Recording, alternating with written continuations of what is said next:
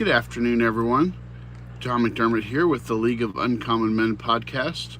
Today I want to talk about 2 Corinthians chapter 3, which continues Paul's letter to the Corinthians, delving into the topic of the ministry of the new covenant. Here's an overview of the chapter. In this chapter, Paul contrasts the ministry of the new covenant with the old covenant. He emphasizes the superiority and glory of the new covenant, which is based on the Spirit and brings life. Paul discusses the transformative power of the Spirit, highlighting the freedom and liberty found in Christ. He contrasts this with the ministry of the old covenant, which was characterized by the letter of the law and brought condemnation.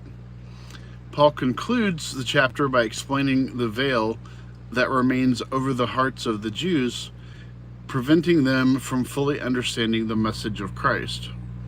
So, regarding the ministry of the new covenant, Paul begins by asserting that the Corinthians themselves are a testament to his ministry, written not with ink, but with the Spirit of the living God. He emphasizes the superiority and glory of the new covenant, which is based on the Spirit and brings life. Paul contrasts this with the ministry of the old covenant, which was engraved on stone and brought condemnation. Regarding the transformative power of the Spirit, Paul describes the transformative power of the Spirit, highlighting the freedom and liberty found in Christ. He explains that the Spirit gives life, whereas the letter of the law brings death. Paul emphasizes that the ministry of the Spirit is more glorious and permanent than the ministry of the Old Covenant.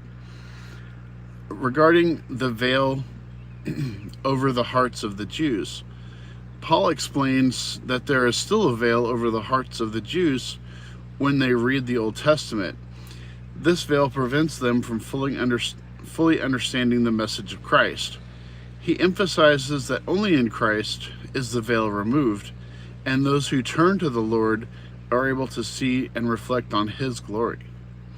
So in summary, 2 Corinthians chapter 3 focuses on the ministry of the new covenant and the transformative power of the Spirit. Paul contrasts the ministry of the new covenant based on the Spirit and bringing life with the ministry of the old covenant characterized by the letter of the law and bringing condemnation. He explains the veil that remains over the hearts of the Jews, preventing them from fully understanding the message of Christ. Paul highlights the freedom and liberty found in Christ through the ministry of the Spirit, emphasizing the superior and enduring nature of the new covenant. So, I hope that helps you understand 2 Corinthians chapter 3 a little bit better about what it's talking about, and I encourage you to read the chapter in its entirety and hope you gain something from that. I hope you have a great rest of your day, and we'll see you again soon.